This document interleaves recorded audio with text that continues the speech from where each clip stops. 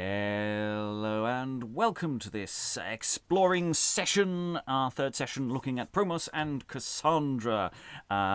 This is our third session. We are unfortunately filling in for some material that I cocked up yesterday, so there was two scenes that we didn't actually properly read last time. So we're going to start this session reading some material from part one, and then we're going to nip forward to midway through part two as we try and make sure that we have read all of the available text from this particular play. It's not an unproblematic play containing themes of sexual coercion and violence, and also unexpected random comedy. So there's all sorts of interesting questions and issues that this play raise, and all sorts of things to discuss as we go. Reading with us today, joining us for the third session with Ulrico is... Oh, my name's Francis Cox. I'm an actor living in Amsterdam. Reading The King and also Lamia today is... Lois Potter, retired academic living in London. Reading The Clown, John, and Polina is... Hello, Helen Good, historian in Hull. Reading Phallax and second Billman and also second poor citizen is... Hello, I'm Valentina. I'm an actor and voiceover artist in London. Reading Rapax and Andrugio today is... Rachael, Nicole, actor in New Jersey. Reading Gripax, second Beadle and Ganio today is... Hi, I'm Lynn. I'm a teacher. I live in the northwestern United States. And also reprising the role of jailer. Also reading today, Pimos, Gresco and Marshall is... Hi, I'm Eric, and apparently I'm all the new characters. Yes, although the Marshal may turn out to be someone who's also on stage as somebody else, but we'll find out and stress test that proposition later. Reading Cassandra as well as first poor citizen is... Briony, actor in Lincolnshire. And reading Promos, first Beadle and first Billman, all of the Billman generally is... Hi, Alan Scott, neither an actor nor an academic, based in Suffolk. And I'm your host, Robert Crighton. I will be reading stage directions and also filling in from where everything went horribly, horribly wrong last time. We may have some lurkers popping in at some point during this session, so keep an eye out for that, and hopefully we will be making them welcome as we go. So we're resuming where we were, where we accidentally skipped last time in Act 4, Scene 2. We skipped 2 lines at the end of Act 4, Scene 2 in Part 1, where Promos was talking himself into being a total git. We then had a speech, Act 4, Scene 3 from Cassandra, which I vaguely essayed last time, and then we go into Act 4, Scene 4, which is where the jailer comes on, in theory, with the head of Andrugio. So we're going to go into Act 4, Scene 3. The last 2 lines that we missed last time follow on from this. Now forthwith I will to the jailer send, that secretly Andrugio he behead, whose head he shall with these same words commend. To Cassandra as Promos promised thee, from prison, lo, he sends thy brother free. And we go into Act 4, Scene 3 with Cassandra. Fain would I wretch conceal the spoil of my virginity, but oh, my guilt doth make me blush, chaste virgins here to see. I monster now, no maid, no wife, have stooped to Promos' lust. The cause was neither suit nor tears could quench his wanton thirst. What cloak will ease my crime? Myself my conscience doth accuse. And shall Cassandra now be termed in common speech a Stellius? Shall she, whose virtues bear the bell, be called a vicious dame? O cruel death, nay, bell to her that was constrained to shame. Alas, few will give swith I find to save my brother's life, and faintly I through Promos' oaths do hope to be his wife. For lovers fear not how they swear to win a lady fair, and having won what they did wish, for oaths nor lady care, but be he just or no, I joy Andrugio. Yet shall I live, but I see a sight that doth my heart asunder rive.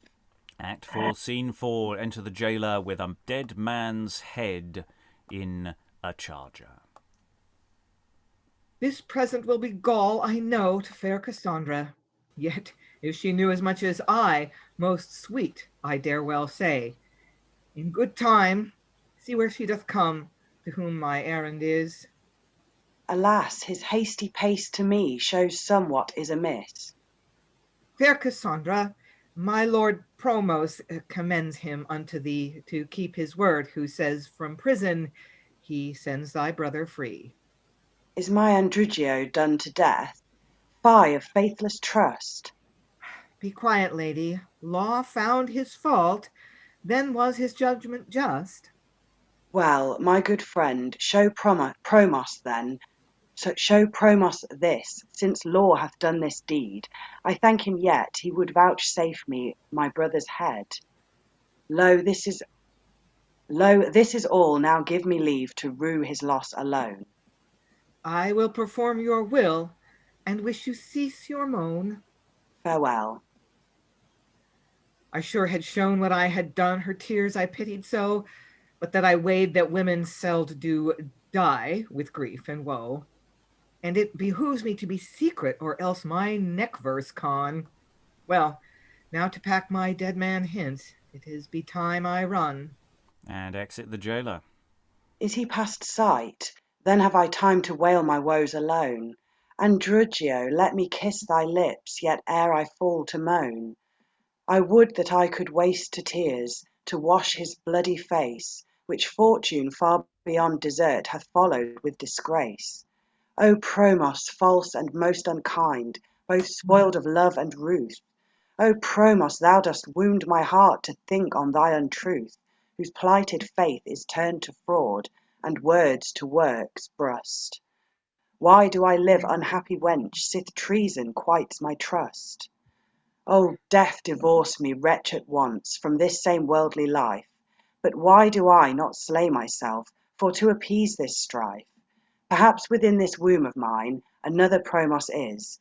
I so by death shall be avenged of him in murthering his. And ere I am assured that I have revenged this deed, shall I dispatch my loathed life, that haste were more than speed. So Promos would triumph, that none his tyranny should know. No, no, this wicked fact of his so slightly shall not go. The king is just and merciful, he doth both hear and see men's deserts, bear their complaints, to judge with equity. My woeful case with speed I will unto this his grace address, and from the first unto the last the truth I will confess. So Promos, that thou by that same law shalt lose thy hated breath, though breach whereof thou didst condemn Andrugio unto death. So doing yet the world will say I broke Diana's laws, but what of that? No shame is mine when truth hath shown my cause. I am resolved, the kind shall know of Promos' injury, yet ere I go my brother's head I will engraved see. And exit Cassandra. And as you can, those who were here yesterday will be very aware that would have been really useful to have had yesterday, because it does give an awful lot to Cassandra's state of mind. It gives us a run-up with the jailer into the next scene when he releases Andrugio. And considering that this is Cassandra immediately after, or effectively immediately after, her time with Promos, and it's a series of speeches, effectively one after the other. It creates a very different sense of how those scenes flow. We don't have a huge amount of time, but those, especially those who were here yesterday, but also people here today from just the evidence that we had here. Any thoughts from the room that we want to throw in here, Lynn? Well, Promos, Jesus, as if it isn't bad enough that he despoils her virginity, which he knows is important to her, decides he's going to welch on his promise to save her brother's life, but then he has to make a cruel joke about it. I freed your brother. Jesus. Ugh. Yeah, I mean, those two lines that we Yeah. didn't have yesterday, that makes such a difference to every, because before that you could equivocate with what's going on in that speech about, what's going on in his head. But when it lands there at the end, you're going, whoa. That's just, there's no, yeah. It's not necessary. Yeah. Rachael. No, just I was just going to say about Cassandra's speeches, because I'm thinking about this, with Polina and Lamia having speeches yesterday too, just how much there are, like, all these, there's so much to work with in terms of women characters in this, that they're all such strong personalities, and they're very different situations and personalities. It's Lois. Yeah, I can't figure out, this head was supposed to be shown to Promos, but and she even says, I think, show it to him, but then she's obviously got it there because she's kissing it and so on. I'm just puzzled about the inconsistency, and she's going to get it buried as well at the end of the scene.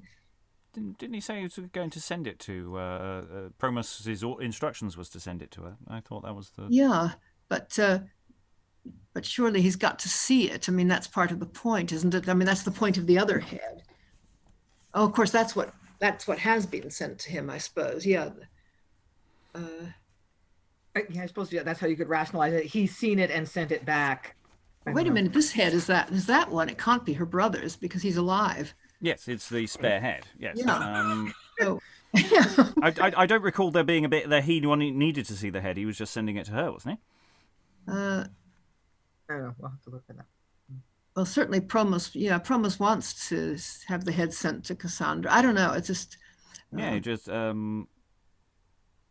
he's just sending it to her. I don't think he cares. It doesn't seem to be an important thing for him. Other thoughts before we move on? I have to say the way that Cassandra's thoughts are dancing around from one thing to another is really interesting. It's not like she's not a monolithic character who only has she's trying to make decisions in a really terrible situation, and her thoughts and her emotions are changing rapidly, and we're seeing a journey that the absence of this last time took away from us a bit of that journey, and it's really helpful to have it back in here. Francis, then Alan, then Lois. Yeah, it's a really interesting speech of Cassandra's, because, as you say, she's kind of wrestling with herself, in really extreme conditions, which always makes high drama. Because she's sort of saying, "Oh yeah, I've lost my virginity to Promos, and I might be pregnant. And if I kill myself, that's my revenge." I mean, it's powerful stuff. Alan. Yeah, I mean the lines actually do say that the jailer has an errand from Promos to Cassandra to deliver the head. It leaves aside the fact that she's very close to it, and yet doesn't seem to realise that it isn't actually his head. Well, it is in a charger, so we don't know how precisely how clear. Well, besides, it's covered in blood and things. But the thing is that it does seem to be the pivot point of the whole play. So it's highly unfortunate that we didn't actually get it to inform the bits we did after this yesterday. Yes, we knew it happened, but we didn't have the detail. Any other thoughts? Otherwise, we're going to jump forward in time, just to discombobulate everybody, as where the previous part ended. With Cassandra saying she will go to the king, and then she sings a song, and then part 2, Polina came in and sung a song, and then some civic pageantry happened as the king arrived. We were reintroduced to Lamia, who demonstrated her advertising methods to get people into her house of ill repute, and we left off at the point where a officer has read a proclamation saying if anybody has any beef with anyone who's an official in this government, you can come to the king and complain. So this is now out and about there that there is an inquiry coming on. And who's running that inquiry as we go into Part 2, Act 2, Scene 5? It's a chap called Ulrico, who we haven't met as of yet. So we're going to go into that now. Ulrico, with diverse papers in his hand, and 2 poor citizens soliciting complaints. As thou complaints against all equity, holds Phallax thy house by this extremity?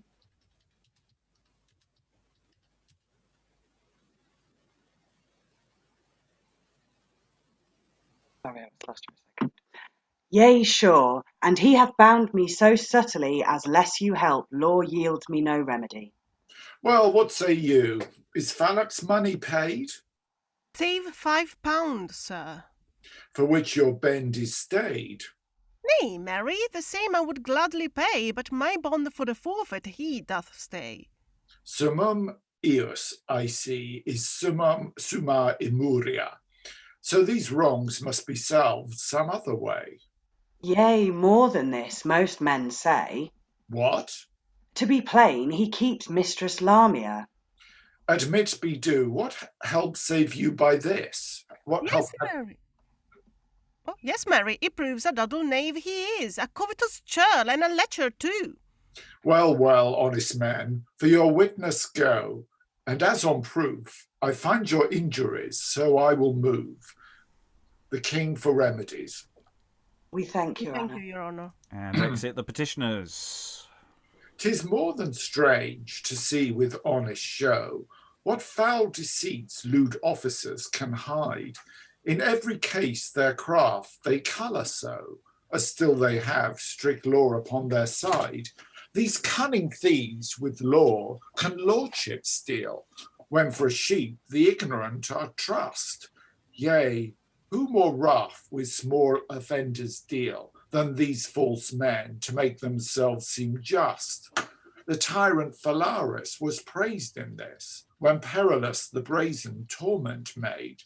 He found the wretch straightways in some amiss, and made him first the scourge thereof taste. A just reward for such as do present another's fault, himself the guiltiest man. Well, to our weal our gracious king is bent, to taste these thieves, to use what means he can. But as at Chistes those skilful players play, skilful viewers may see what they omit.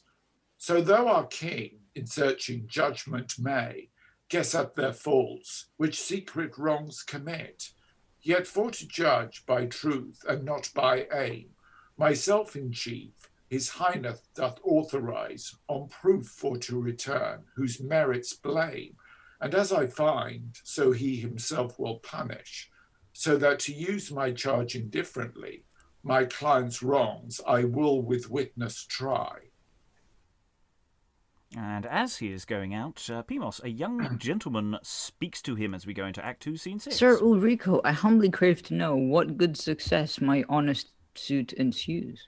Master Pimos, imbrita, the same to show, I fear you both my order will refuse. Lyrus that thinks he gives more than he should, and you for that you have not what you would.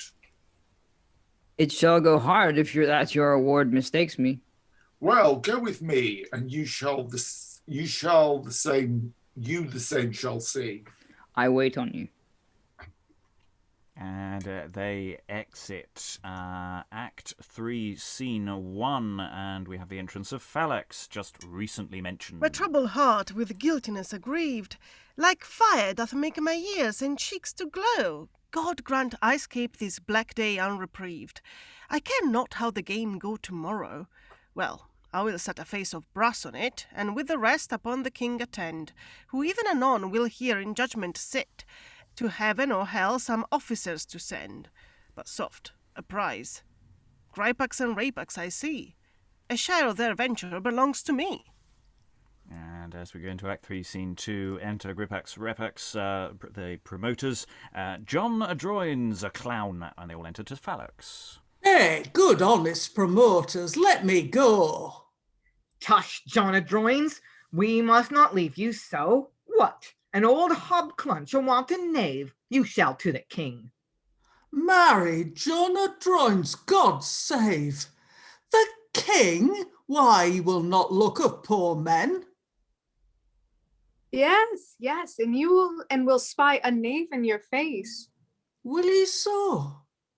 Then good you he gone apace. And why? Lest in my face he spy you too. Have you seen a dow be bob 2 crows or so?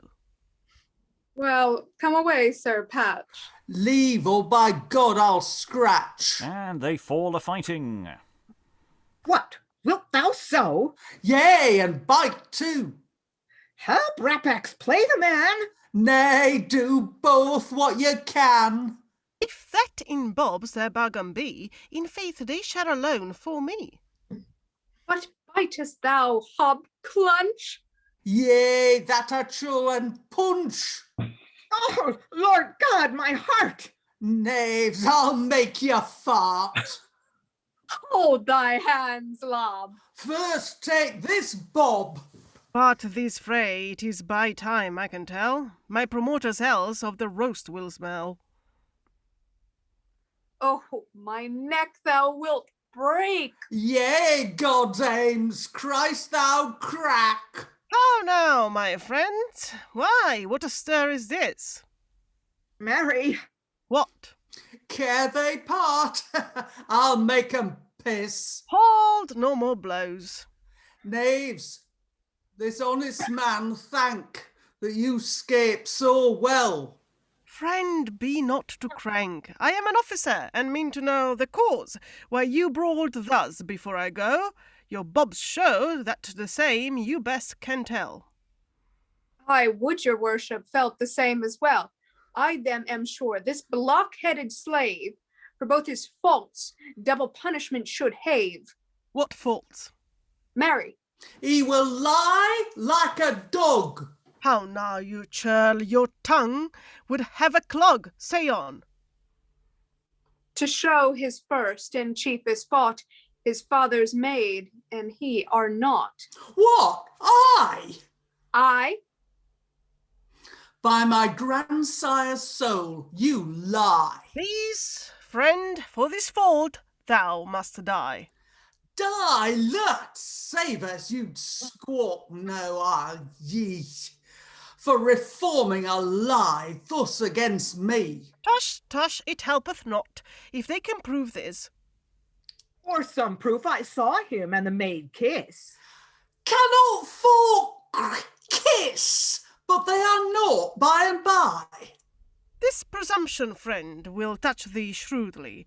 If thou scape with life, be thou sore of this. Thou shalt be terribly whipped for this kiss. Whipped? Marry, God's shield, I'd rather be hanged. Groat, no, come to the king. Art not well hanged. Well, good fellows, let's take up this matter.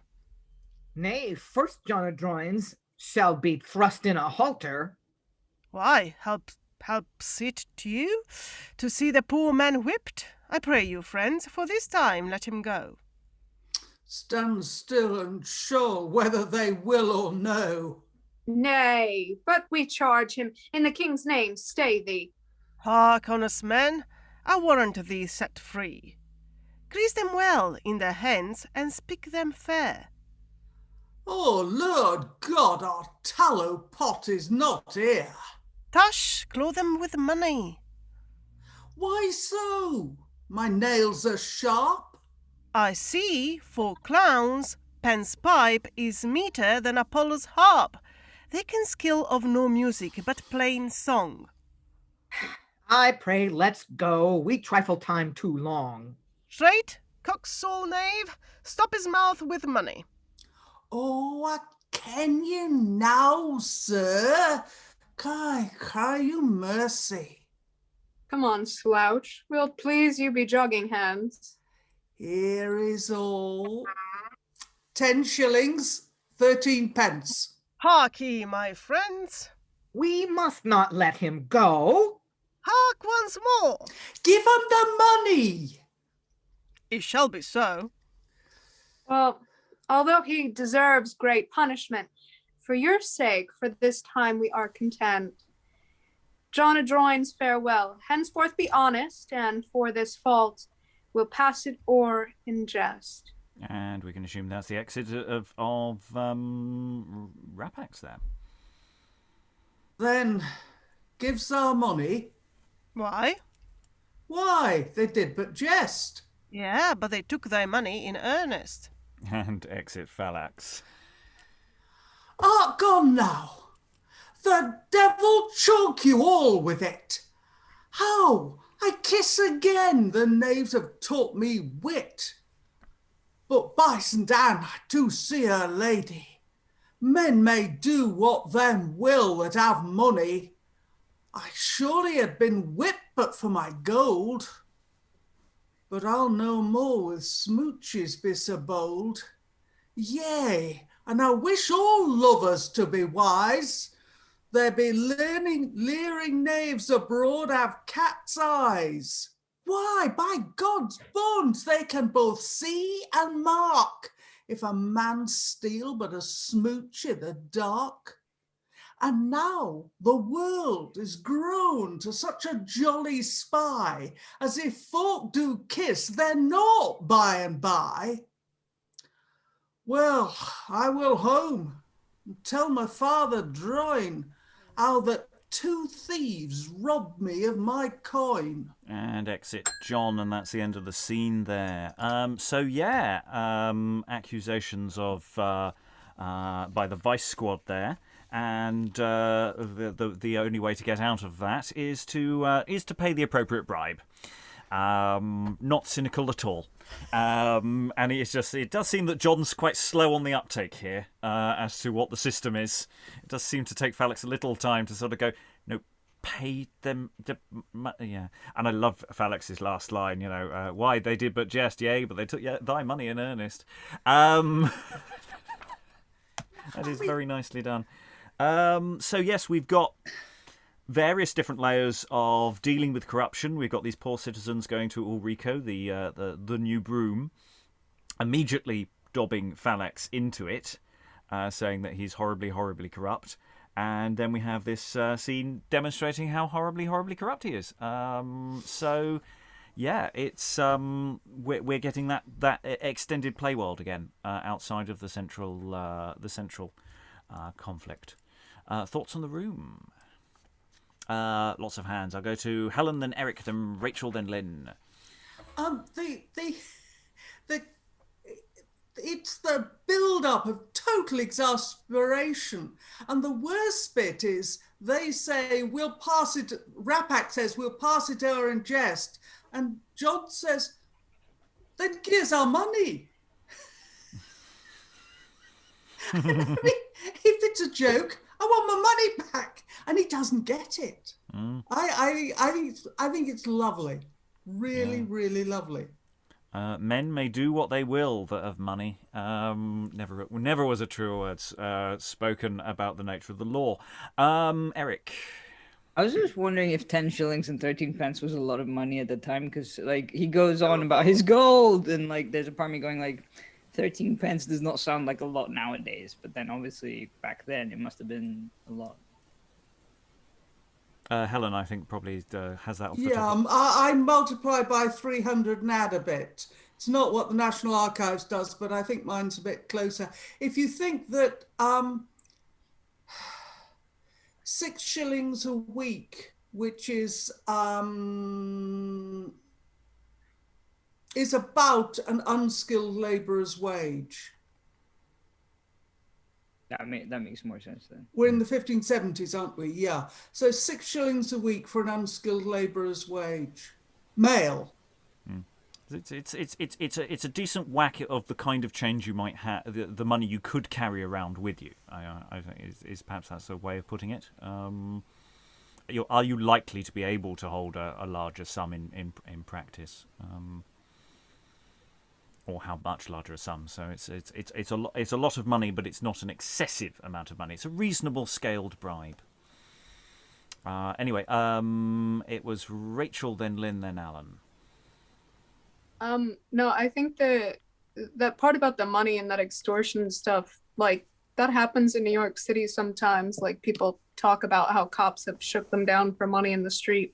But also, if you set this up in a certain way, you could have John being the one that exits instead of Phallax, you know, not really exiting, but coming a little more towards the audience and talking, and have Phallax in the background, you know, and just have a line of other people handing bribes over to the police, and just play that up, because I feel like you could milk a lot of the comedy in this even more. It's bursting with it. Yeah. Yeah. What is it about police corruption at the moment? I've been watching so many things on television about police corruption of late, and it's just like this is just falling on that particular template. Lynn.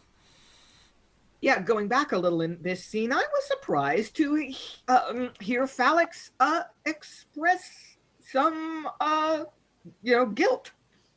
My troubled heart with guiltiness aggrieved like fire doth make my ears and cheeks to glow. It seemed a little out of character. Well, there's a little extra layer to Phallax, that he actually has a bit of a conscience. Now, he's going to set his face of brass on it, but he's troubled a little. Mm. Alan, then yes, the brass face. So that's a nice one. I love that.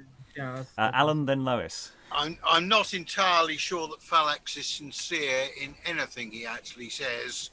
I think he's basically a front man, and I think when we had the introduction of the two brokers' men right at the beginning of part one, they are fairly obviously Phallax's enforcers, probably working part-time as nightclub bouncers. And on the question about bent coppers, it's not only in fiction it keeps appearing, it's also most news broadcasts. Yeah, and what we're seeing is a society that is corrupt all the way down. Yeah. And we don't know how corrupt the king may be. The king left, and has just popped back in again. Yeah, I mean, though of course, Phallax, when he's saying this, he is saying it to the audience, and generally, it's unusual for someone talking to the audience to lie. By and large, it's not impossible, but it's highly unlikely. Lois, muted at the moment. Yeah, my sense is that he's just he's in a state, but it's because he's afraid of being found out, not because he's feeling any guilt. No, I think it's a splendid scene. I mean, it would work perfectly well now. I think you'd hardly have to do anything to it. People might miss some of the really picturesque language and kind of twists on proverbs and so on that go on in it, because it's also quite well written. But I mean, it's splendid, really. Yes, it's definitely it's gone on my list of in terms of scenes we can do more with in isolation, because you don't really need any context for this scene for it to function. There's lots of scenes in this play that work in that way. Rachael, I think, and then we'll move on. No, that last part about Phallax's speech, if you wanted to, because I do think he's saying whatever because he thinks he's going to get caught, but if you wanted him to play it with, some sort of guilt, that moment in Anna Karenina, when she's on her deathbed and she thinks she's dying and she's asking for forgiveness of her husband, and then she throws it out once she feels better. It's kind of like one of those things. Yeah, it's just that sort of confidence of the corrupt, just going, yeah, I'll face it out, I'll square it out, it'll be fine. I'm too low down, they won't go for me. That's not how the system works, mate. Anyway, I don't expect Gripax to Rapax to come out of this well either. Anyway, we'll go into the next scene. It's not labelled as such in your scripts, but it is Act 3, Scene 3. Enter the King, Promos, Ulrico, the Mayor, Gonzago, Phallax, lots of people basically, with two other attendants too. Sir Gonzago, if that we henceforth hear with will or wealth you do our subjects wrong, look not again this favour for to find. We use thy grace to win you to amend. If not, our wrath shall fear you to offend. God speed you. And Gonzongo doth reverence and departeth. I see by proof that true the proverb is, might masters right. Wealth is such a canker as wounds the conscience of his master and devours the heart of his poor neighbor. To cure which sore, justice his pride must pine, which justice ought in princes most to shine. And sith subjects live by their prince's law, whose laws in chief the rich should keep in awe, the poor in wrongs but seldom doth delight, they have enough for to defend their right. It much behooves the maker of these laws, this money finds in them so many flaws, to see his laws observed as they are meant, or else good laws will turn to evil intent. Well, ere I leave, my poorest subjects shall both live and like, and by the richest stall. Regarded and most mighty prince, your clemency herein, those hearts your rule commands through fear to faithful love shall win. Renowned king, I am for to complain of Phallax, Lord Promos secondary, whose heinous wrongs many poor men doth pain. By me who pray, your highness remedy. My lord Promos, it seems you rule at large, when as your clerks are officers unjust. Dread king, I think he can these wrongs discharge. Do you but think, sir? A sure spear to trust. A dumb deaf and blind judge can do as much. Well, well, God grant your own life bide the touch. Sir Ulrico, your complaint continue. Gracious king, his wrongs be these ensue. First, Phallax is a common barrator, in office a lewd extortioner. The crafty man oft puts these wrongs in ure. If poor men have that likes his searching eye, he showeth gold, the needy souls to lure, which if they take, so taste he doth them tie, that by some bond or covenant forfeited, they are enforced far beneath the value, to let him have what his eye coveted. And for to prove that this report is true, I show no more than witness proved by oath, whose names and hands defends it here as troth. And Ulrico delivers the king a writing with names on it. How now, Promos? How think you of your man? Use both your wits to clear him if you can. Dread king, my heart to hear his faults doth bleed. How fared it then to suffer it, indeed? It did, I trow, or now you speak in jest.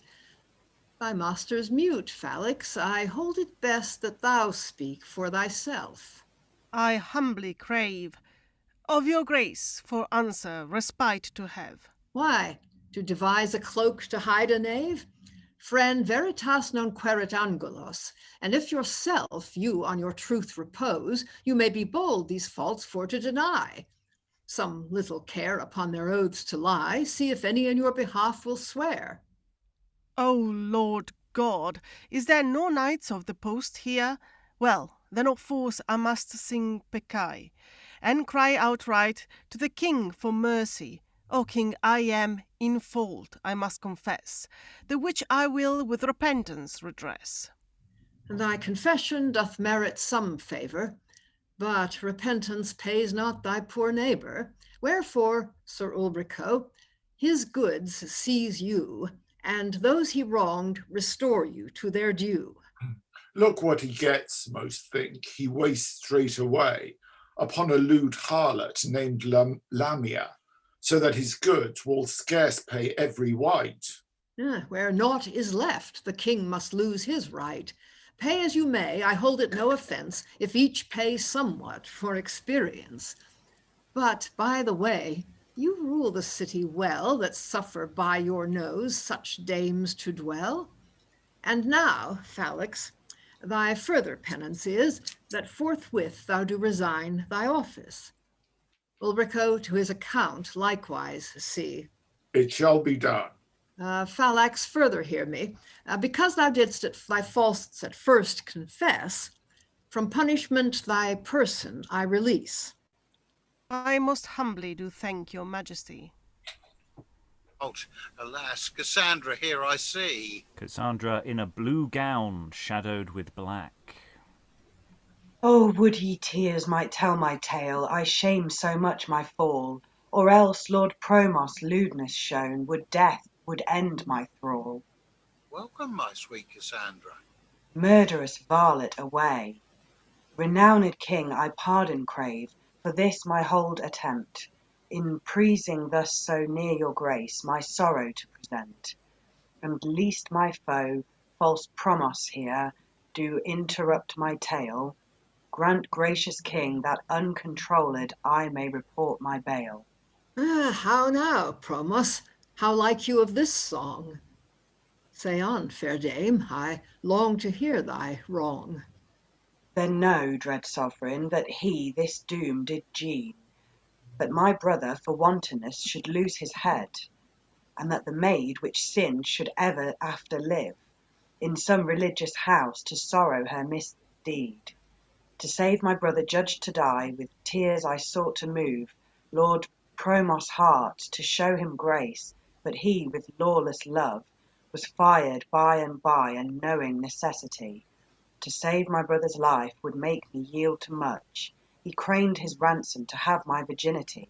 No tears could work restraint, his wicked lust was such. Two evils here were, one must I choose, though bad they were very best. To see my brother put to death, or grant his lewd request. In fine, subdued with natural love, I did agree upon these 2 points, that marry me he should, and that from prison vile he should my brother free. All this with monstrous oaths he promised he would. But oh, this perjured Promos, when he had wrought his will, first cast me off, and after caused the jailer for to kill my brother ransomed with the spoil of my good name, so that for complaining with such a hellish fiend I have condemned myself to wear these weeds of shame, whose cognizance doth show that I have fleshly sinned, though thus high and renowned king Cassandra ends her tale, and this wicked Promos hath wrought her endless bale. If this be true, so foul a deed shall not unpunished go. How sayest thou, Promos, to her plaint, art guilty, yes or no? Why speak'st thou not? A faulty heart thy silence sure doth show. My guilty heart commands my tongue, O king, to tell a truth. I do confess this tale is true, and I deserve thy wrath. And is it so? This wicked deed thou shalt ere long buy dear. Cassandra, take comfort in care, be of good cheer. Thy forced fault was free from ill intent. So long no shame can blot thee any way, and though at full I hardly can content thee, yet as I may, assure thyself I will.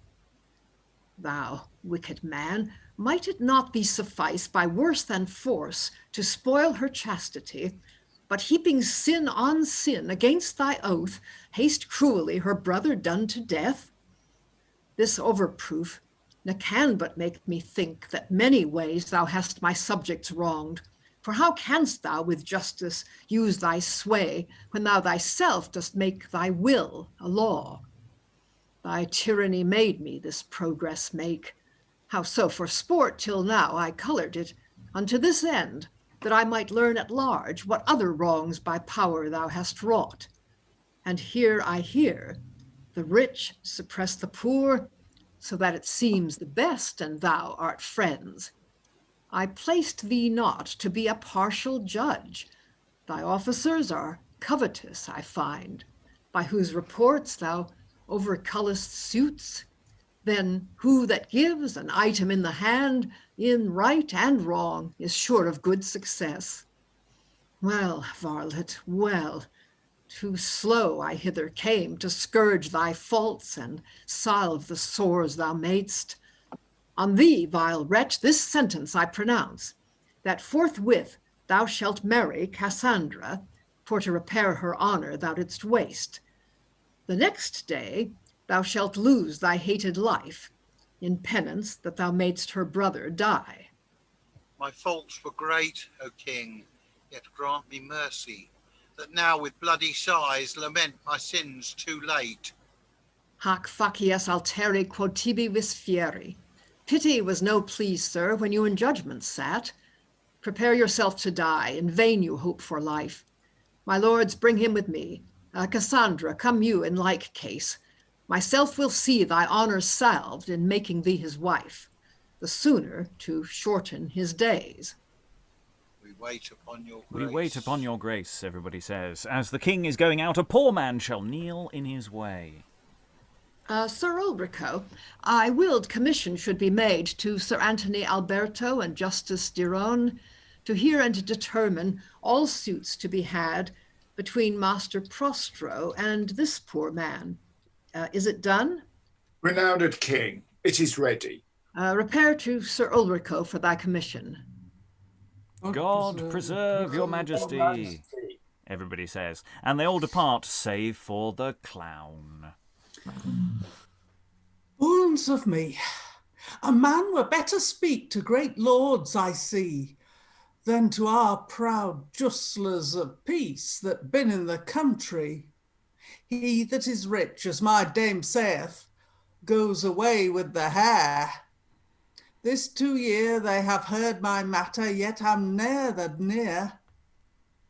And at first dash a good fat lord, God in heaven save his life, faith, for nothing he'd tell the king of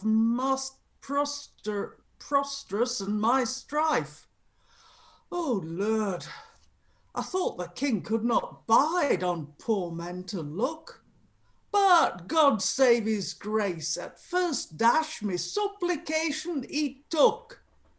And you heard how gently he called me poor man, and willed me go for my passport. I ken not what, to good Sir Ulrico. Well, shall go forth, and hope to be with Master Prostros to bring. But ere ye go, shall my ballad of good King Corvin sing. And the clown's song follows. You barons bold and lusty lads, prepare to welcome our good king, whose coming so his subjects glads, as they for joy the bells do ring. They frisk and skip in every place, and happy he can see his face, who checks the rich that wrought by might, and helps the poor unto his right. The love that rigor gets through fear, with grace and mercy he doth win, for which we pray thus everywhere, good Lord preserve our King Corwin. His favour reigns in every place, and happy he can see his face. And exit the clown. So he's now officially a poor man, and asking for redress. So we are still, of course, we've just had Act 3. We still have 2 more acts to go, and we're starting to, shall we say, collide with sort of the early modern expectation of what is to be done in a situation like this, with the fate of Cassandra. Now that the truth is known, Phallax, the truth is known, Promos, the truth is known, and now we have a question of what is to be done with them all. And of course, we also then, to change the mood slightly, we have the clown who does the song. Thoughts from the room? Anyone want to leap in at this time? Lynn, are you waving or just? It felt a little weird how quickly the conflict was resolved. It's like, yeah, I did it. Yeah, I did it. Both Phallax and Promos are like, yeah, that's me. Fair cop. That might be a little hard to play persuasively. depends how many really sharp, pointy things the king has at his disposal at the time. We don't know what actions are occurring there. I think it could be spun perfectly well. I think there's also a sense of a large ongoing show trial going on here. You know, this list of names and the various people who we get this example of Gonzago's sent off at the beginning.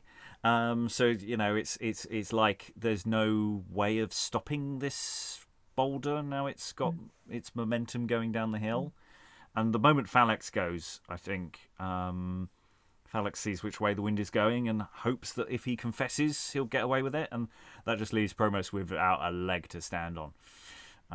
So I think we can construct around that, but I think it's a good point. Yes, he does. He did it. I confess. The pro-Mason ray is in full effect. Nobody calls for a lawyer. Other thoughts, Lois? Yeah, what's odd is all these small parts. I mean, you know, like that really funny bit with Gonzago at the beginning. Who's Gonzago? What's this all about? You know, and then he goes off, and then I take it Prostros is what the clown thinks Promos's name is. I'm not sure. Yeah. But I mean the poor men and Ulrico, I don't know. It's actually quite either something has dropped out of the script or it's being done very economically. I'm not sure which. Well, there's lots of random people throughout the play, so it seems to be something deliberate. Either they've just got lots of bonus people who they don't trust to say lines, you know, assuming that this isn't a playhouse drama in that sense, or, you know, from a professional company. Then, you know, depending on the auspice of the text, we don't really know why it exists or who it's for. Or at least I don't know of anyone who knows authoritatively of that. So that might be a structural thing of, you know, we've got lots of bodies. You can be Gonzago. What do I say? Nothing. Excellent. Back to Lois. Yeah, I think if it were an Inns of Court play, you know, done by a lot of the junior people there and maybe a few older ones, I mean, that would make some kind of sense. There is so much stress on the law and the importance of interpreting it right, and good laws mustn't make bad results and so on. It would be an interesting thing for them to do, and they certainly did put on plays. Other thoughts, Eric? It's interesting how we've gone from sort of it's that sort of genre bending that we've seen before, where we went from like sort of morality-ish play to sort of courtroom drama, and now we just had like the sort of courtroom scene, and then we have this clown coming out of not out of nowhere, but you know, sort of to add fun to the, you know, to the whole thing. Yeah, there's so many plays we've done from the 1560s, 70s, and 80s where, you know, people do throw everything at the stage sometimes, and you know there really is you know that idea of genre is really only starting to come, starting to solidify into something that later on will become more formulaic. But yeah, here it's throwing everything at it. It really is. And sometimes that's with a clashing effect, and sometimes it works very well. And that sometimes that jarring feels structural and important. We've been given hope in Act 3, maybe. Any other thoughts? Otherwise, we'll go on to Act 4. I see nothing, so we will go into Act 4. Scene 1, we've got a good substantial officer, Gresco. There's 2 Beadles in blue coats with tipstaves. Come, loitering knaves, speed about your business. Fetch me in, O idle vagabonds. Yes, sir, yes. Search Duck Alley, Cock Lane, and Skull's Corner. About your charge, let's see how you can stir. I'm sorry, I've been looking around and I've lost my place. It's okay. Well, we're all on Duck Lane at the moment. Duck Alley rather, and Cock Lane, which you know, I'm sure they intersect. I don't know. Is duck supposed to rhyme with something else? One wonders. I was going to say they cluck, but they don't. Yeah. Anyway, are you with us, Lynn? Yes. Excellent. Gresco, say again, search Duck Alley. We'll go from there. Search Duck Alley, Cock Lane, and Scold's Corner. But you're charged. Let's see how you can stir. Yes, I have wings in my heels to flee. Who gives tuppence a strange monster to see? What monster? A horned beast with wings upon his heels. Out, drunken drool. What? Runs your head so wheels be packing both, and that betimes your best. We are gone, sir. We did but speak in jest. And exit Beadles. The king, I saith, hath set us all a work to search what holes where idle varlets lurk. He so nipped our mayor for ill rule, as ever since he hath been to rule.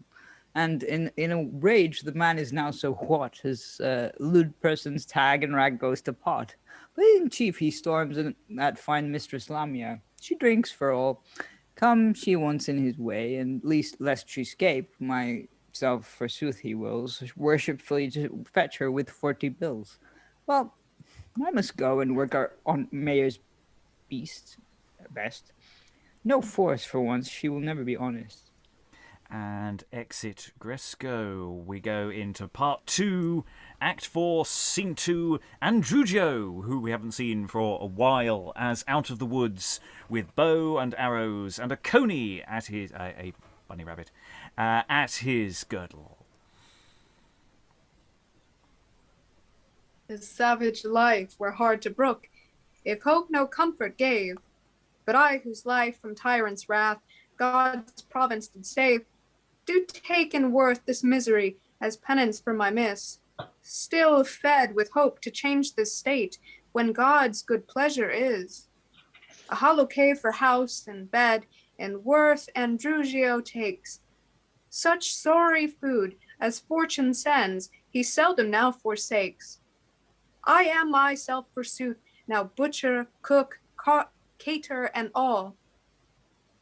Yea, oftentimes I fall to sleep, with none or supper small. Then in my den I call to mind the life I lived in bliss, and by the want I freedom judge, the greatest joy that is. The free man is in view of friends, to have release in need. The exile, though he have no lack, yet lives he still in dread, that his misdeeds will hardly scape the punishment of law. And living, he were better dead, that liveth in this awe. Besides this fear, which never fails, the banished man in want, as oft he is sure to find his succors very scant. Then who is he so mad, that friends and freedom doth enjoy, that will adventure breach of law, to live in this annoy? And not annoy to him alone, but to his friends and kin. Great be the cares Cassandra and Polina liveth in. Through thought of me, whom long agone beheaded they suppose, for my offences, thus are they scourged, yet dare I not disclose my safety for their help. But hark, who cometh here? This chance seems strange. God grant good news, I hope, and yet I fear. And we go into Act 4, Scene 3. John adjoins a clown and enters to Andrugio. If I could find my mare, she would be rusty by the rood. I'm sure the horse shop is peeking in this wood. They will seek every corner, but I will find her. Stage direction, please. Oh, you're right. He, whistling, looks up and down the stage. This clown can hardly me bewray, and yet such dunghill churls, such news as in market towns, about the country whirls. What seek'st thou, good fellow? My squad mare, dost know her? No. Then scummer me not in hasty go. Seek my mare to see the sport at Ulio. What sport? Oh, a little sport. What? Nay, skill not a whit. What means this ass? 'Twill teach the whorecock wit. He'll hang handsome young men for the full sin of love. when so his knavery himself a bawdy jack doth prove. His word seemeth strange, somewhat is awry. Well, shall see his shoulders from his jowls to fly. Whose shoulders, friend? As though you did know. Whom? Lord Promos. Yes, my most accursed foe. But what of him? Thou kenst? No. Say not yes. Yes. So. But friend, thou tookest my words amiss. I know nothing in what state Promos is. Thou knowst and thou knowst not. Out horse and fool. Leave stealing conies and get thee to school. Farewell. Soft. Oh, thou art no fool, good thief. Save my money, take my life. Tush, be brief. Some news of lewd Lord Promos tell me, and with life and money I'll set thee free. I will. Thou knowst the king now, at Julio. Very well. Thou canst tell as well as I. Let me go. Nay, I'll see if thou dost lie. If thou dost, I'll whip thee when thou hast done. Oh, kissing and lying, I see it's all one. I have no money. I'll tell true, therefore. Spatch, then. Then, lying promoter, this more Cassandra skews Promos of honesty and killing Andrugio for bawdry. What more? The king at Promos great pleasure did take, and Cassandra an honest woman to make. The king molded him straighter to marry, and for killing her brother he must die. Is this true? Why, how say you? Do I lie? Well, so or no, for thy news have this coney. Oh, Godspores, give it me. To be sweet, 'tis too cheap, but yet till Sunday it will keep. Well now, God be we, mass lying promoter, we'll see at the sort. I peradventure. Since cannot find me mare, on foot'll go. Yet think each day I know to be at Julio. And exit John. Strange are the news the clown hath shown to me. Not strange a whit if they well scanned be. For God we see still throws the tyrants down, even in the height and pride of his renown. Lord Promos rule, nay, tyranny indeed, for judges in a mirror worthy heed. The wretched man with show of justice zeal thoroughly did with poor offenders deal.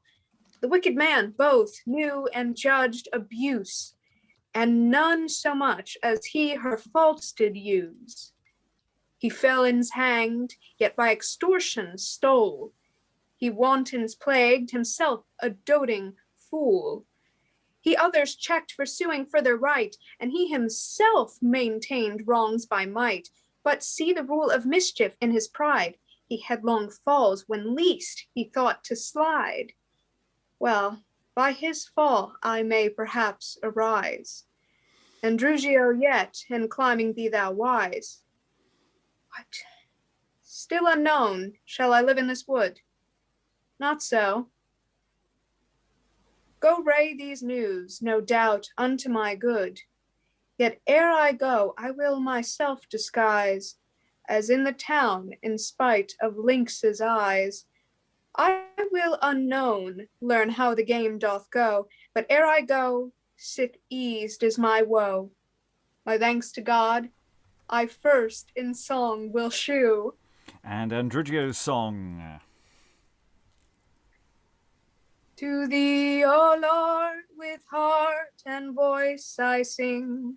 whose mercy great from moan to sweet delight, from grief to joy my troubled soul doth bring. Yea, more thy wrath hath pulled my foe in sight, who sought my life, which thou, O God, didst save. The scourge hath brought untimely to his grave, whose grief will go 1,000 judges more, and will thee see themselves and sentence just, when black reproach this thundering shame shall shew, a judge condemned for murder, theft, and lust.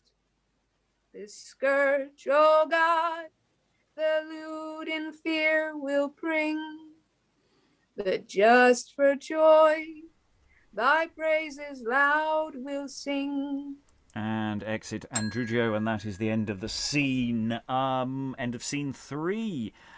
So, yes, we have John, we have the clown. The clown is doing exposition. This is not a good plan.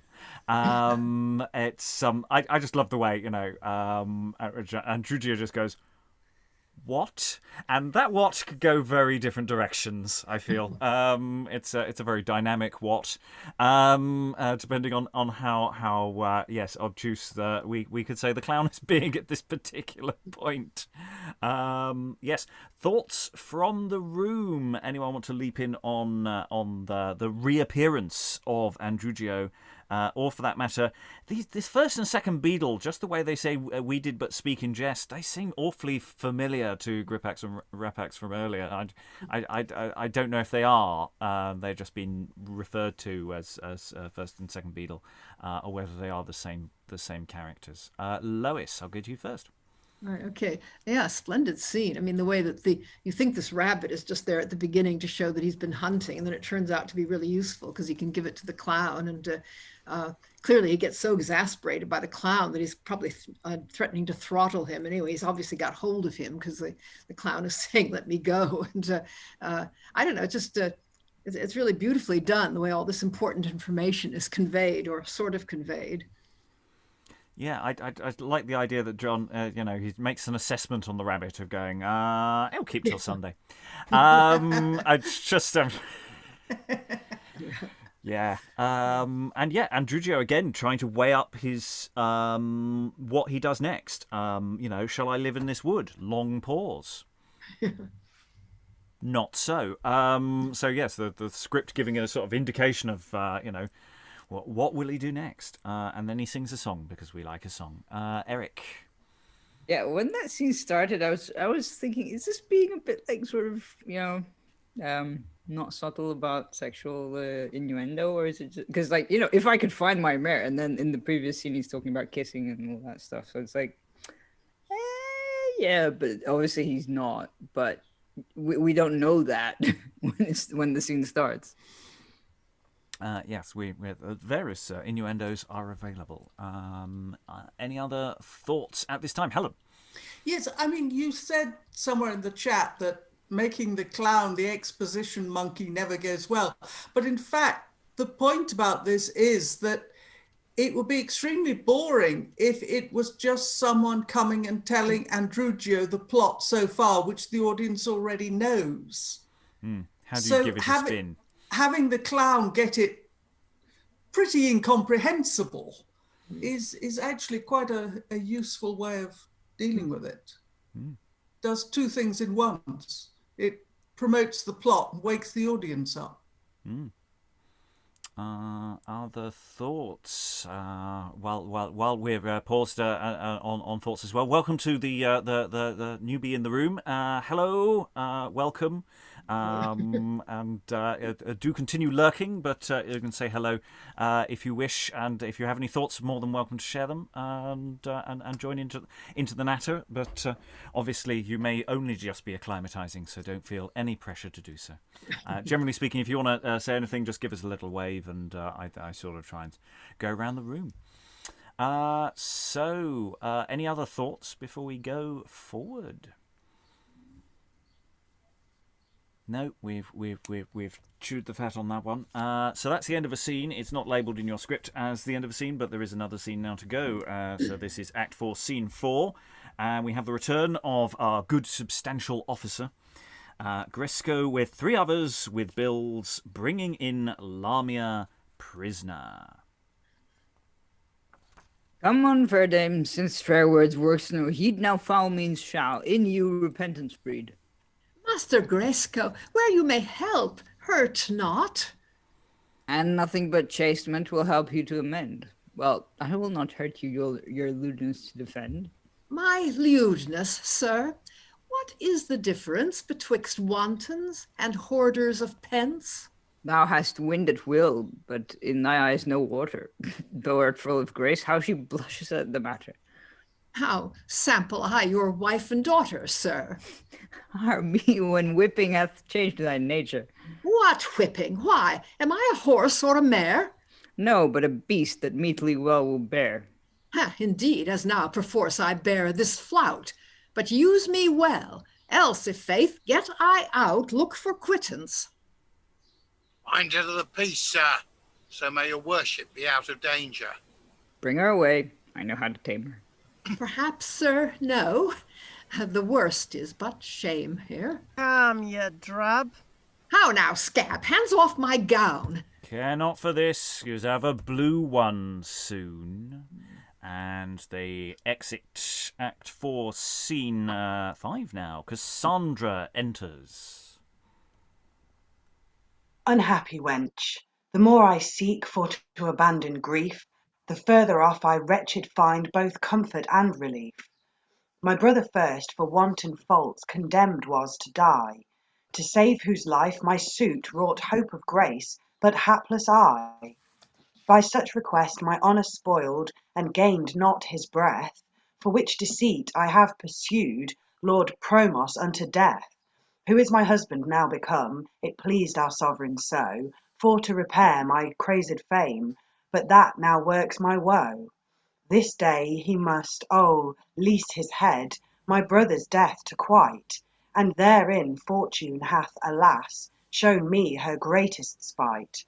Nature willed me my brother love, now duty commands me, to prefer before kin or friend my husband's safety. But I me, by fortune I am made his chiefest foe.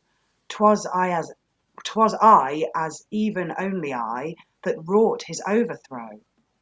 What shall I do to work amends for this my heinous deed? The time is short, my power small, his succours asketh speed. And shall I seek to save his blood that lately sought his life? Yea, I then was sworn his foe, but now as faithful wife. I must and will prefer his health, God send me good success, for now unto the king I will my changed mind to express. And exit Cassandra. We go into what should be Scene 6, enter Phallax. Was ever man set more freer than I?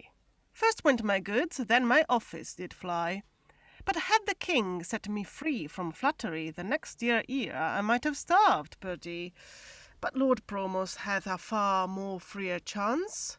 He free from lands, goods, and office does dance, and shall be free from life ere long with the lands.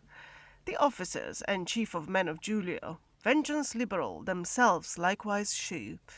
Poor knaves and queens that up and down do go, these whoreson kind crusts in houses bestow.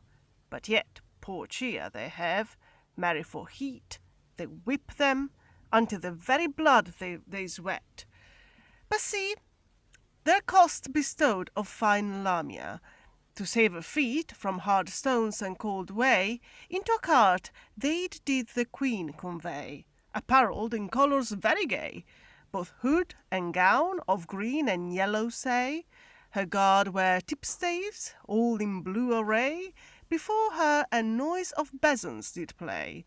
In this triumph she rid well nigh a day. Fie, the city is so purged now, as they of none but honest men allow, so that farewell my part of thriving there, but best is flutterers live everywhere. Sat cock and hop, Domini est terra. If thou cannot where thou wouldst, live where thou may. Yes, Phallax knoweth where to go. Now, God be ye all, honest men of Julia, as the devils likes the company of friars, so flatterers love as life to join with liars. And we can assume the exit there of Phallax, and we're going to pause before we go into Act 5. We have this cascade of relatively short scenes. We have this scene with Lamia, reminiscent of the justice being meted out last time to all the various peoples, and to that degree on Lamia the first time round in Part 1. As we have these Billman there. And then Cassandra weighing up this question of where does her duty lie, and again, this is where we're addressing that question of what an early modern text is direction is going to push this play towards, the logic of the text, and what does one do with that? Thoughts from the room about that, and of course Phallax, who I suspect we're not going to see again. I suspect that's an exiting oration there from Phallax there. Thoughts from the room. Who wants to leap in? I don't know. I sense a reluctance. Who wants to open that particular can of worms? Helen. Phallax is a philosopher, isn't he? He's been up, he's been down, but he's still alive. Counting his blessings. Alan? I think at the beginning he was defined basically as a nitpicking lawyer, and I think he's almost doing the how many angels can dance on the end of a pin number. Lois, muted at the moment.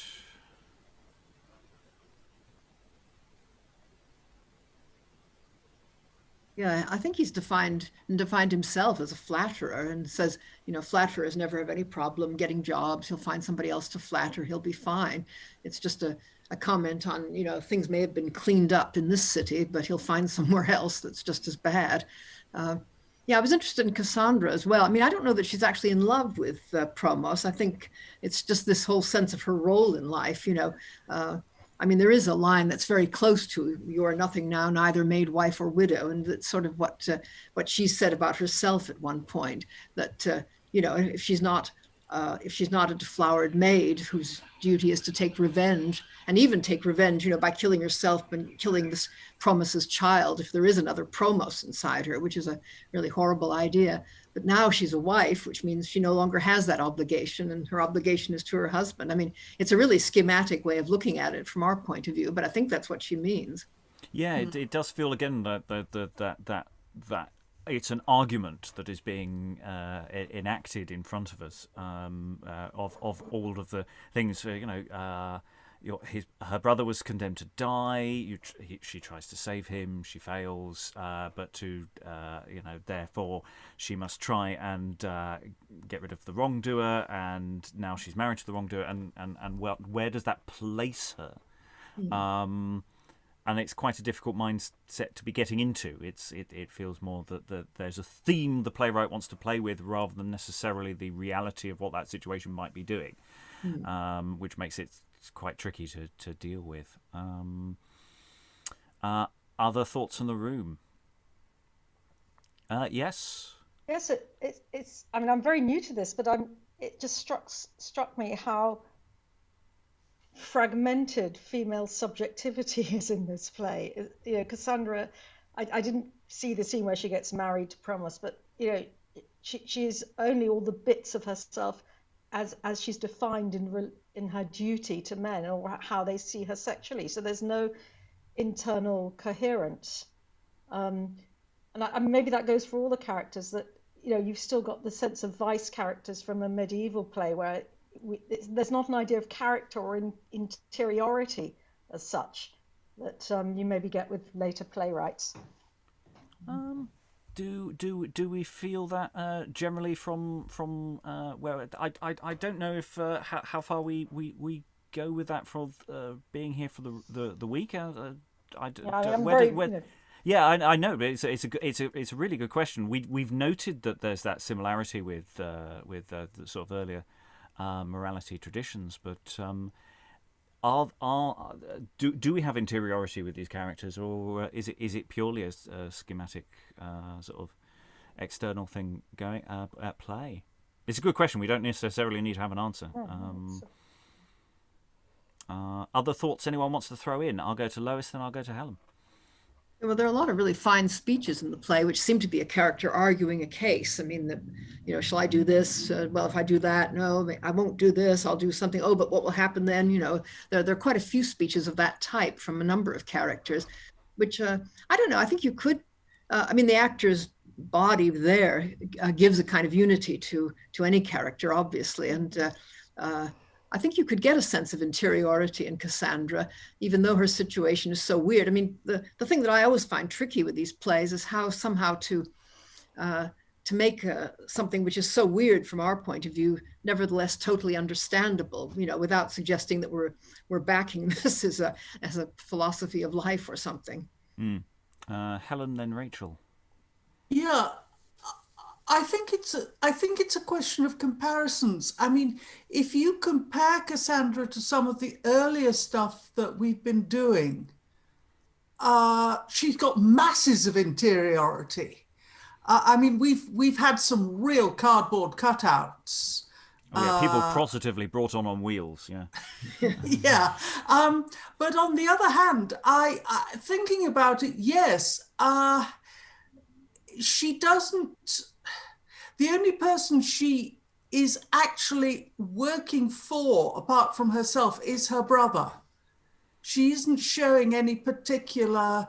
Her main motivation is to save her brother's life at the least possible cost to herself. I think that was the only motivation that we have actually had. Rachael, then Eric, then Lois, and then we'll move on.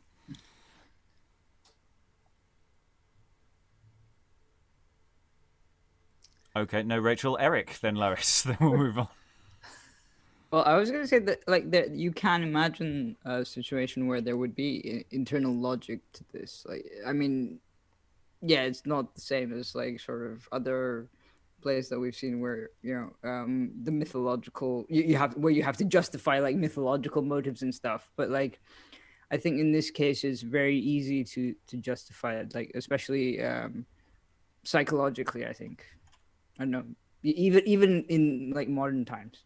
As opposed to contemporary for us, not contemporary for the play. Lois. Yeah. She doesn't really have the motive of saving her brother's life at the moment because she doesn't know he's alive, but she does have a sort of motive about the family, I think.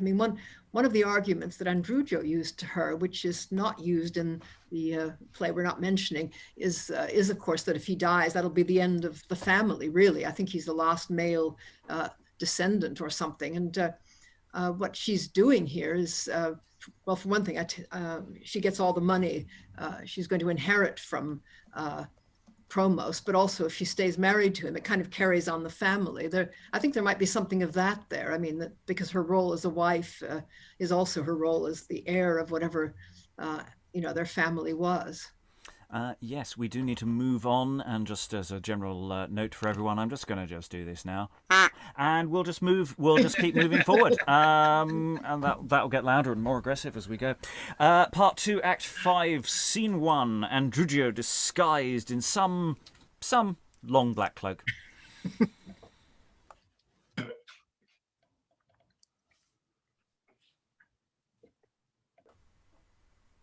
Have we lost Andrugio? No, he's just getting a cloak. These 2 days I have been in court disguised, for I have learned scourge that is devised. For Promos's fault, he my sister's spouse it hath, to salve her fame, cracked by his breach of faith, and shortly he must lose his subtle head, for murdering me, whom no man thinks but dead. His will was good, and therefore beshrew me. If moved with ruth I seek to set him free. But softly, with some news. These fellows come. I will stand close and hear both all in sum. Act 5, Scene 2. Enter Ulrico and Marshal. Marshal, here you warrant is. With speed the king commands, the Promos you behead. Sir, his highness will shall forthwith be done. And exit the Marshal. The king well nigh to pardon him was won. His heavy wife such storms of tears did shower, as might with ruth have moist a stony heart. But Promos' guilt did soon this grace devour. Our gracious king, before her wretched smart, preferred the health of this our common weal. But see again, to sue for him she comes. Her ruthful looks, her grief doth force me feel. With hope I must her sorrows needs delay, till Promos be dispatched out of the way. Act 5, Scene 3. Enter Cassandra. Sir Ulrico, if that my unknown grief may move good minds to help me to relief, or bitter sighs of comfort clean dismayed, may move a man, a shiftless dame, to aid, rue of my tears from true intent which flow, unto the king with me yet once more go. See if his grace my husband's life will save, if not, with his death shall my corpse engrave. What shall I do her sorrows to decrease? Feed her with hope, fair dame, this moan feed her with hope, fair dame, this moan surcease. I see the king to grace is somewhat bent. We once again thy sorrows will present. Come, we will wait for time thy suit to show. Good night, for time, do not my suit forslow. Whilst grass doth grow, oft stirs the steely steed. Fear not, your lord shall not die with such speed. And exeunt. Enter Andrugio back into the scene. Lord God, how am I tormented in thought? My sister's woe such ruth in me doth grave, as fain I would, if aught death I caught, bewray myself, Lord Promos' life to save.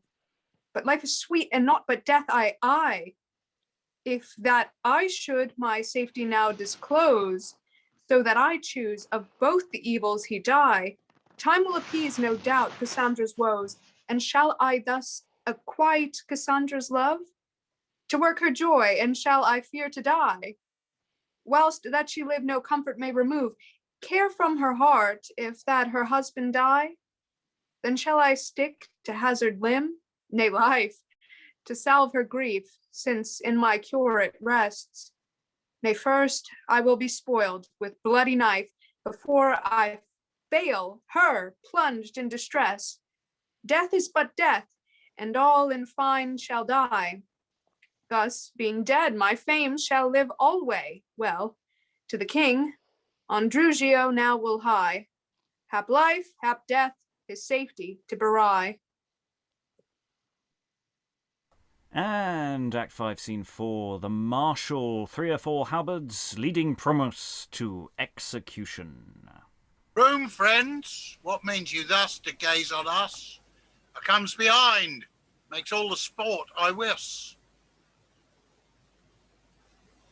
And then change your voice. Farewell, my friends, take warning by my fall. Disdain my life, but listen to my end. Fresh harms, they say, the viewers so appall, as oft they win the wicked to amend. I need not hear my faults at large recite. Untimely death doth witness what I was, a wicked man, which made each wrong seem right, even as I would, was rested every case. And thus long time I live and rule by will, whereas I loved, their faults I would not see. Those I did hate, 10 times beyond their isle, ill I did pursue, vile wretch with cruelty. Yea, daily I from bad to worse did slide. The reason was, none durst control my life. But see the fall of mischief in his pride. My faults were known, and lo, with bloody axe, the headsman straight, my wrongs with death will quite. The which in worth I take, acknowledging the doom was given on cause and not on spite, wishing my end might serve for a warning for such as rule and make their will a law. If to such my fainting tale might tend, wretched Promos the same would longer draw. But if that words prevail, my woeful end, from my huge faults, then 10 times more will warn.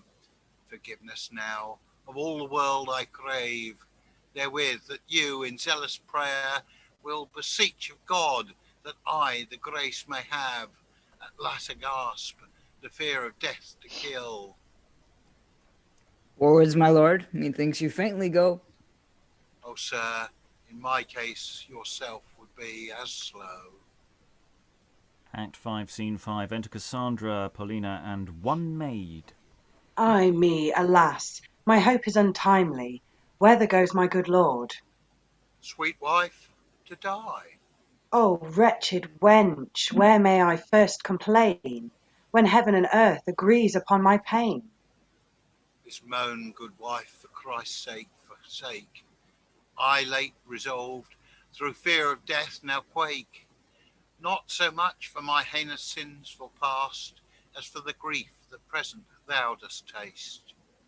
Nay, I, vile wretch, should most aggrieved be, before thy time thy death which hastened have.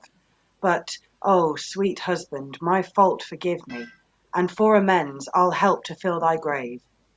Forgive thee, aye, nay, for my soul's relief. Forget, sweet wife, this thy most guiltless grief. My lord Promos, these plaints but move her moan, and your more grief. It is best you were gone. Good madam, way by law your lord doth lie, wherefore make virtue of necessity. Delay but works your sorrows and our blames, so that now to the comfort of these dames and your wisdom enforced we leave you. My lord Promos, bid your wife and friends adieu. Farewell, farewell, be of good cheer, dear wife. With joy for woe I shall exchange this life. Andrugio's death, Polina, forgive me. I do, and pray the Lord to relieve ye. Yet ere we part, sweet husband, let us kiss. Oh, at his lips why faileth not my breath? Leave moan, sweet wife, I do deserve this death. Farewell, farewell. And they all depart, save Polina, Cassandra, and her woman. My loving lord, farewell. I hope ere long my soul with thine shall dwell. Now, good madam, leave of this bootless grief. O Polina, sorrow is my relief. Wherefore, sweet wench, help me to rue my woe. With me, vile wretch, thy bitter plaints bestow. To hasten lingering death, who wanteth might, I see alone to slay the wretched wight. Nay, first pour forth your plaints to the powers divine, when hate doth cloud all worldly grace, whose mercies still do shine. Oh, so or no, thy motion doth well, swan-like in song, to toll my passing bell. And the song of Cassandra follows. Dear dames, divorce your minds from joy, help to bewail my woe. Condole with me, whose heavy sights the pangs of death do show. Rend hairs, shed tears, poor wench distressed, to haste the means to die. Whose joy annoy, relief, whose grief hath spoiled with cruelty. My brother slain, my husband at point to lose his head. Why live I then, unhappy wench, my succours being dead? O time, O crime, O cause, O laws, that judged them thus to die. I blame you all, my shame, my thrall, you hate that harmless try. This tragedy they have begun, conclude I wretched must. O welcome care, consume the thread, thereto my life doth trust. Sound bell, my knell, away delay, and give me leave to die, lest hope have scope unto my heart, and fresh for aid to fly. And enter Ganio, sometime Andrugio's boy. Sweet news for Polina and Cassandra. Andrugio lives. What doth poor Ganio say? Andrugio lives, and Promos is reprieved. Vain is thy hope. I saw Andrugio dead. Well, then from death he is again revived. Even now I saw him in the market stead. His words are strange. Too sweet, God wot for true. I pray you, who are these here in your view? The king. What more? Oh, I see Andrugio. And I, my lord Promos, adieu sorrow. Enter the king, Andrugio, Promos, Ulrico, the marshal, etc. My good Andrugio. My sweet Polina. Lives Andrugio, welcome, sweet brother. My Cassandra. I. How fair, my dear sister. Andrugio, you shall have more leisure to greet one another. It is our pleasure that you forthwith your fortunes here declare, and by what means you thus preserved were. My fall through love and judgment for my fault, Lord Promos wrongs, unto my sister done. My death supposed, dread king, were vain to tell. Cassandra here, those dealings all hath shown. The rest are these. When I should die, the jailer moved to ruth, declared to me what Promos' pleasure was. Amazed whereat, I told him all the truth, what between Cassandra and him did pass. He much aggrieved, Lord Promos' guilt to hear, was very loath me, woeful man, to harm. At length, just God, to set me wretched clear, with this defense his willing mind did arm. 2 days afore, to death were diverse done for several faults by them committed, so that of them he took the head from one, and to Cassandra the same presented, affirming it to be her brother's head. Which done, by night he sent me post away. None but supposed that I indeed was dead, when as in truth, in uncouth haunts I lay. In fine, a clown came peeking through the wood, wherein I lived, your graces being here, and Promos' death, by whom I understood, glad of which news, how so I lived in fear. I ventured to see his wretched fall, to free suspect, yet stranger-like arrayed. I hither came, but lo, the inward thrall of Cassandra, the hate so sore dismayed, which I conceived against my brother Promos, that lo, I choose to yield myself to death, to set him free, for otherwise I knew his death ere long would sure have stopped her breath. Lo, gracious king, in brief I here have shown such adventures as wretched I have passed, beseeching you with grace to think upon the wight that wails his follies at the last. A strange discourse, as strangely come to light. God's pleasure is that thou shouldst pardon be, to salve the fault thou with Polina madest. But marry her, and here I set thee free. Most gracious prince, thereto I gladly agree. The happiest news of all for thee. Most gracious king, with these my joy to match, vouchsafe to give me my damned husband life. If I do so, let him thank thee, his wife. Cassandra, I have noted thy distress, thy virtues eke from first unto the last, and glad I am, without offense it lies in me to ease thy grief and heaviness. Andrugio saved, the jewel of thy joy, and for thy sake I pardon Promos' fault. Yea, let them both thy virtues rare commend, in that their woes with this delight doth end. God preserve your majesty. Cassandra, how shall I discharge thy due? I did but what a wife should do for you. Well, since all parts are pleased as they would, before I part, yet, Promos, this to thee. Henceforth, forethink of thy forepassed faults, and measure grace with justice evermore. Unto the poor have evermore an eye, and let not might outcountenance their right. Thy officers trust not in every tale, in chief when they are means in strifes and suits. Though thou be just, yet coin may them corrupt. And if by them thou dost injustice show, 'tis thou shalt bear the burden of their faults. Be loving to good Cassandra, thy wife, and friendly to thy brother Andrugio, whom I commend as faithful for to be to thee, as beseems the duty of a brother. And now again thy government receive. Enjoy it so as thou in justice joy. If thou be wise, thy fall may make thee rise. The lost sheep found, for joy the feast was made. Well, here an end of my advice I make, as I have said, be good unto the poor, and justice join with mercy evermore. Most gracious King, I will not fail my best in these precepts to follow your behest. And there the play ends with Promos falling upwards there once again, failing in an upward direction there. Just think about what you've done. Have you thought about what you've done right now?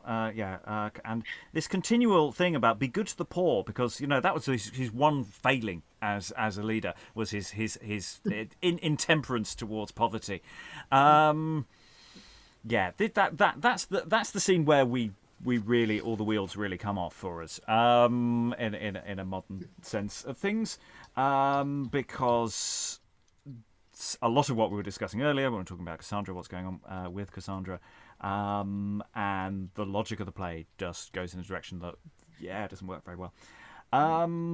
Though Cassandra, swan-like, gets to sing, that's always nice to have more songs. But it's the performative nature of Cassandra's grief, and which we've had several times in the play, actually, where people have noted the effect of what she's doing. Because we had it with the jailer earlier as well, and there seems to be an interesting through line between, what the debate is and also what the emotion that is being performed is, in a way that seems to be quite dynamic. I'm rambling now. Thoughts in the room? Who wants to leap in on that ending? Rachel, I'll go to you first. I was the hangman, and I am so sorely disappointed that I did not get to hang him in the end. I mean, I would have gotten his suit of clothes and everything. I feel like I haven't been so cheated since the Marquis didn't. The Marquis didn't get it at the end of what is it? Patient Griselle. Yeah. God, we were all in the chat just going, die. Just kill him now. Just die. We weren't getting that in the chat. We were getting a certain amount of, is this where we're really going? I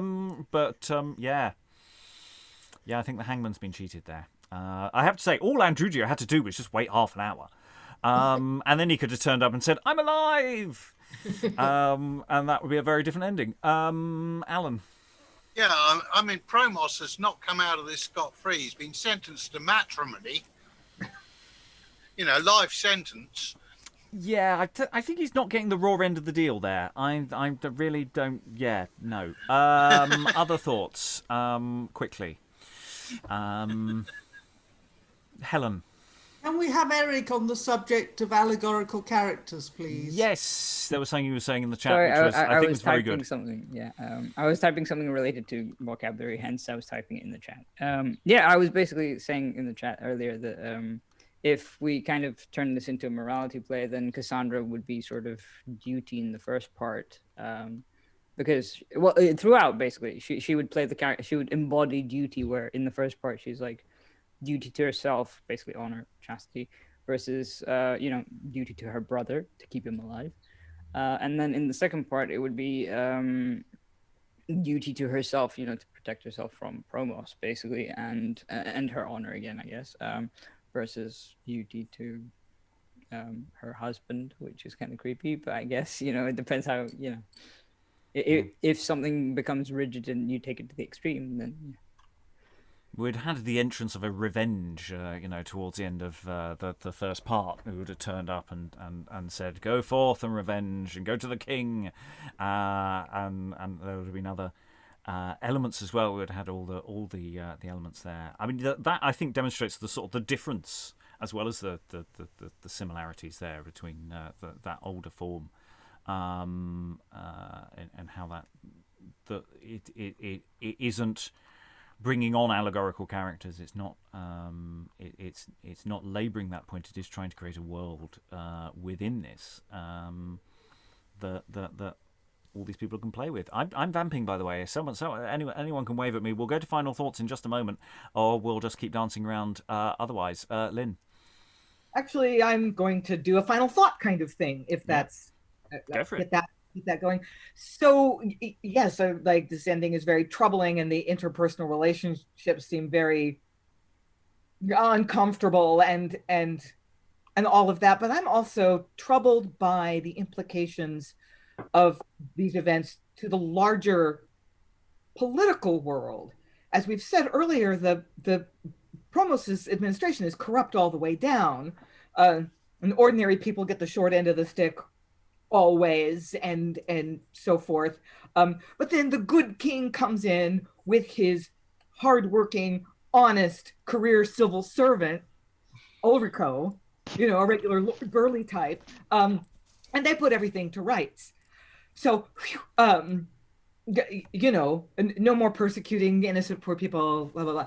But what that means is that the institutions depend on the honesty of the people that occupy those offices. If the king were as corrupt as Promos, or even a little less perfect, and Ulrico was as vulnerable to bribery as Promos's officers were, we wouldn't even have this much justice at the end. So it just, for me as a 21st century American, I'm definitely got that filter on. What I see is how fragile justice is, how fragile those institutions are. And it's interesting that actually in performance, and with the right staging, we could really demonstrate that the system is still just as bad. Because all they do is they do the reset. Basically, at the end, they give power. It's not like Ulrico is there in place, instituting reforms or anything. They've given it all back to Promos, and the king is this sort of laissez-faire figure who sweeps in and then sweeps out again. But he's actually not getting involved in anything. So, as a depiction, I mean, this is maybe where we're getting back to the question about what George Whetstone was actually trying to do here, because there's so many elements of satire in this. That is this a happy ending?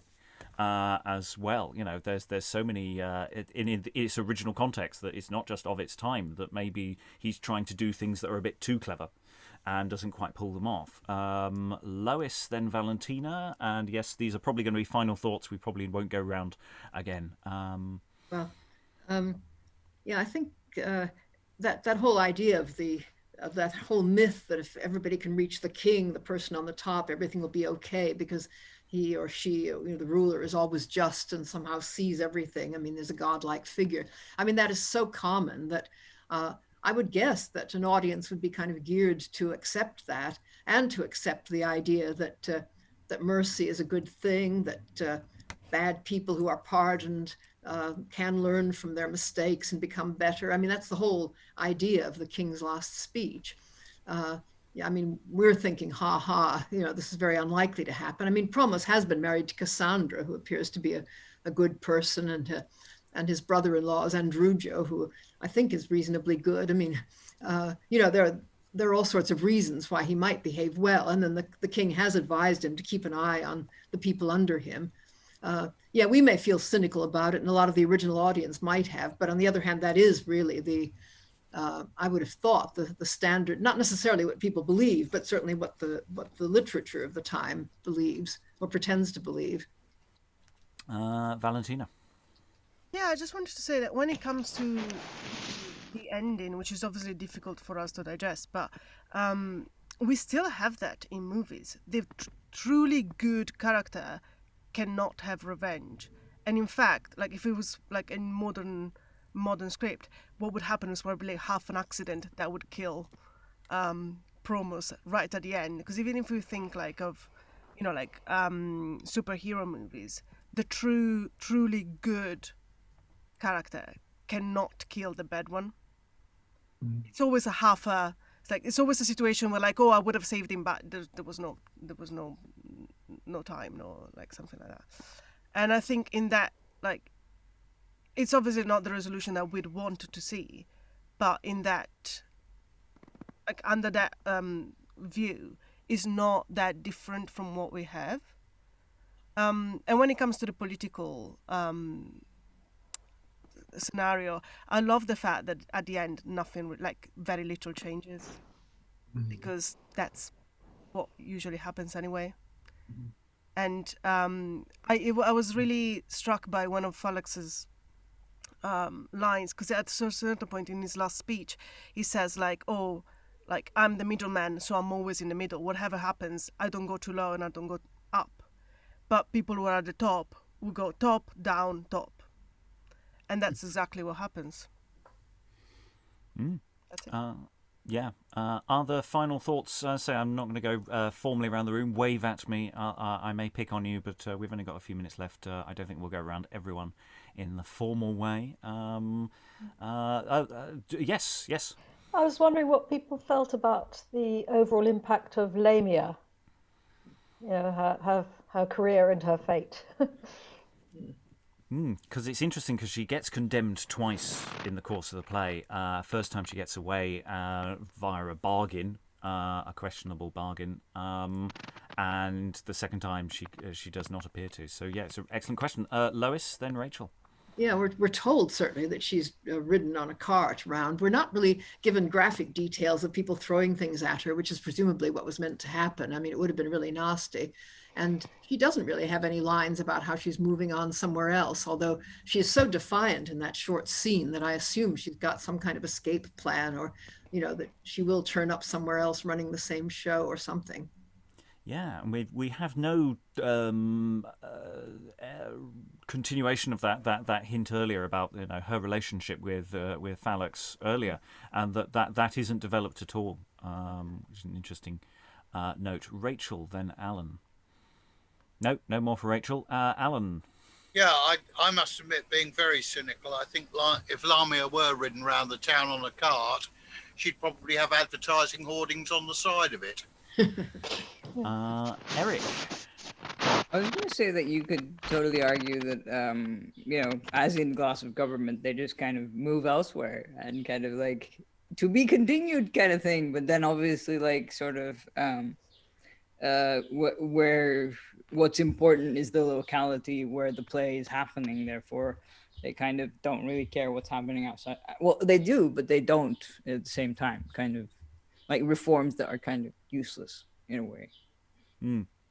Yes, Glass Government is a play from a couple of years earlier than this, which deals with a similar setup, but then doesn't take it necessarily very far. We don't see the end of it. In that sense, thinking about what one can do with this text, there is an element of actually maybe there is an interesting mashup between texts that is actually available, because it actually might solve one of the staging problems we have with Glass of Government, beyond the fact that elements of it are obscenely compendious. Helen.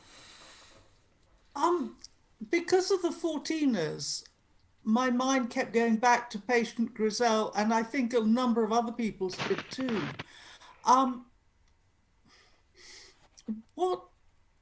I can't remember when Patient Griselle was. Do we?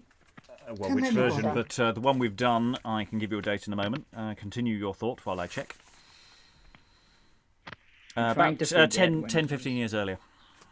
Oh, right. So this is the sort of double check that point where it's moving over, because this is so much more playable than Patient Griselle, which quite honestly for a modern audience I think would be impossible, except as some sort of black farce.